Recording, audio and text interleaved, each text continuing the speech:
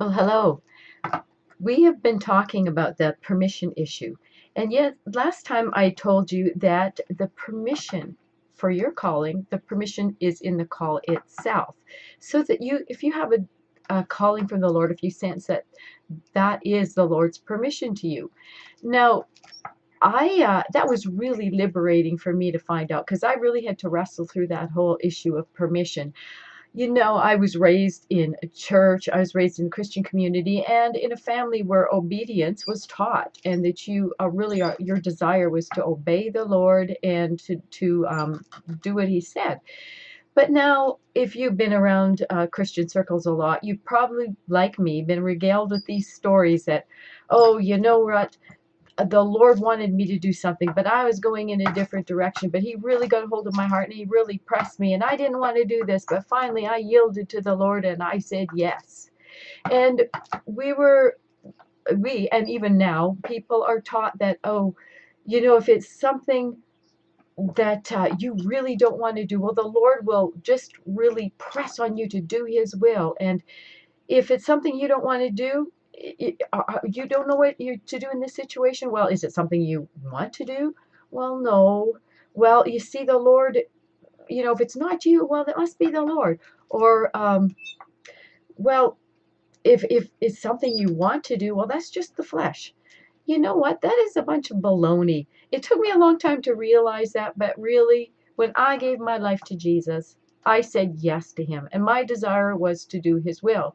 And so when you hear these stories and people exalt this idea that if it's the Lord's will, He just presses you into that, and if it's something you don't want to do, well, you know what? My Bible says that if you delight yourself in the Lord, He gives you the desires of your heart.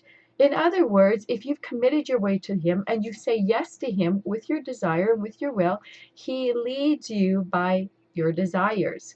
So when you have that calling and that sense and that unction inside of you, yes, you can be assured that the Lord is leading you, especially when that won't go away.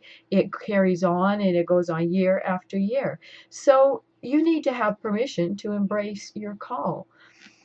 We talked about those great women of faith throughout the centuries that were breaker women, that were at the forefronts of new moves of God.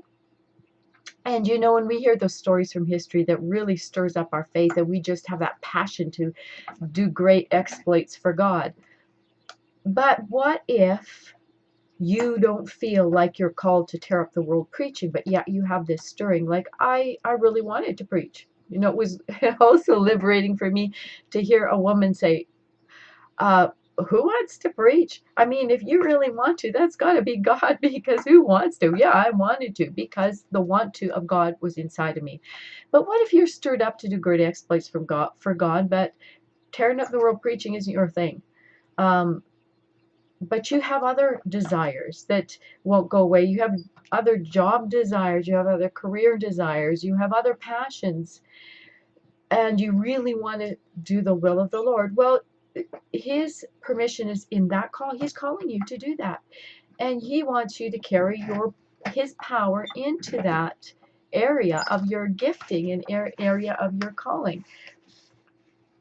So when I hear the stats that only 20% of believers reach convergence, in other words, only 20% of people believe that they really are fulfilled or have fulfilled their calling in life, there's a little problem in there. And there's probably a few problems.